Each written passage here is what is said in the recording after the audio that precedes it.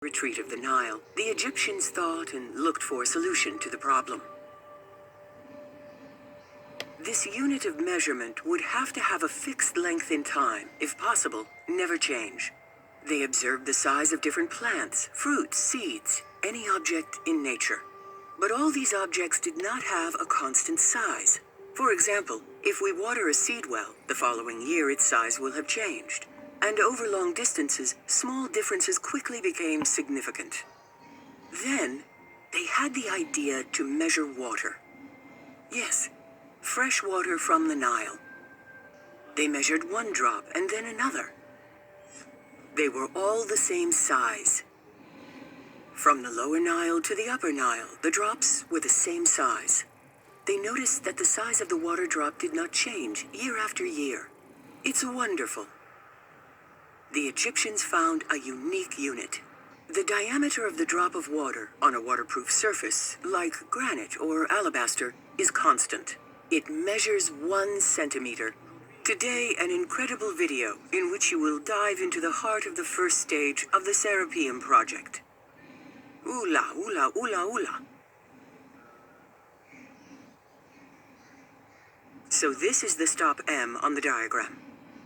I don't know if the Egyptians knew the meter or not. I don't know at all. You even checked the measurement? You measured it 2 times? I double every measure every time. Okay, so 1 meter. 1.000 meters. Precisely 1 meter measured by laser twice in a row. They named this small unit the royal finger. 10 drops of water or 10 royal fingers equals 1 royal hand. 100 drops of water, so 100 royal fingers or 10 royal hands, equals 1 royal leg. Centuries later, these discoveries were taken out of secret coffers and renamed.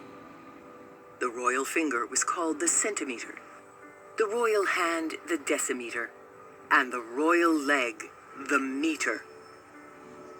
They were presented as recent discoveries, and the French appropriated them, made in France. The diameter of the drop of fresh water measures what is now called 1 centimeter. Water is a universal constant. The size of the drop of fresh water will never change for thousands and millions of years. Yes, the universal unit, the meter, was not invented in 1780, but it was discovered by the Egyptians millennia ago. The meter is a universal unit because it is measured on water. Water is the only material that is stable. All other materials or objects are difficult to measure, or else they vary over time. The architecture of the entire universe is constructed with this unit. Using the meter, this immutable unit, were defined the 6 fundamental units of physics and chemistry today.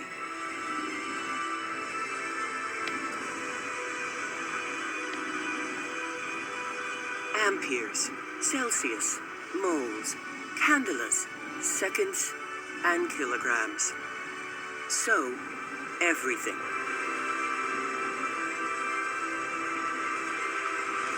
Now that the Egyptians had discovered the meter, they could trace the plots without a problem.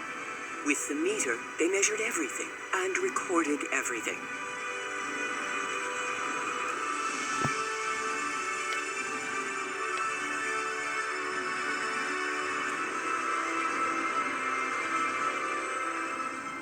They took a disc with the diameter of a royal leg and wrapped a string around it. They unrolled the string and measured it. The parameter of the disc was 3 royal legs and 14 royal fingers, or 314 royal fingers. A disc with a diameter of 10 unrolled corresponded to 31 units and 4 subunits. A disc with a diameter of 1 corresponded to 3 units and to 14 subunits. One number stood out each time: 314, 31.4, 3.14.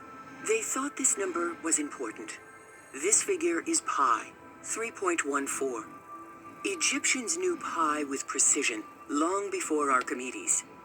From this experience, they also deduced the decimal system.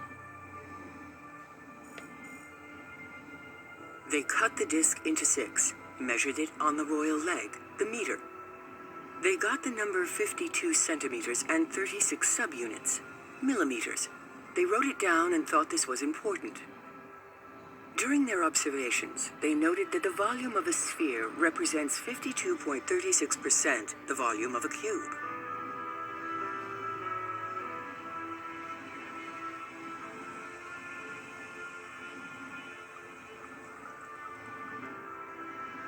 Whenever the volume of the cube and the sphere increases proportionally, this number does not vary. In so doing, they discovered one of the most important universal constants, kept secret, the number 52.36. Twice, in volumes and forms, this number is everywhere. They conclude that this number is sacred. The Egyptians discovered the number 52.36, which is a universal constant like pi and phi. The number 52.36 is an important universal constant, more than pi and the golden ratio, since it connects 2D space with that of 3D. Now, how does one incorporate this sacred number? They put a stick on the royal leg, the meter, which is divided into 100 units. They cut the stick so that it made 52 royal fingers and 36 subunits. The royal cubit was born. The royal cubit equals 52.36 drops of water, or 52.36 centimeters. From then on, all of Egypt would have as a standard a universal constant, the royal cubit. The Egyptian royal cubit as presented in museums, 28 fingers or 7 palms, is incomprehensible. It is disguised so that the people do not understand the origin of this cubit. It doesn't matter who disguised the cubit, but when you put it on a meter, it displays 52 centimeters, 30 millimeters, and 6/10 of a millimeter. It becomes a universal constant. It takes on all its meaning. They invented another measure, half the meter minus 5 millimeters, called the Babylonian royal cubit. They used these two standards, and the meter was deliberately hidden. It is for this reason that we find the meter everywhere in the Great Pyramid, since the royal cubit is graduated on the meter. Any other unit, the yard, the inch, the mile, the nautical mile, the pica, the foot, are all arbitrary or graduated on the meter. There is nothing universal or unchanging in nature that measures 1 inch, 1 yard, or a mile. The whole number 8 is divided by pi. The result, 2.54, will be graduated to the meter. The imperial system unit is born.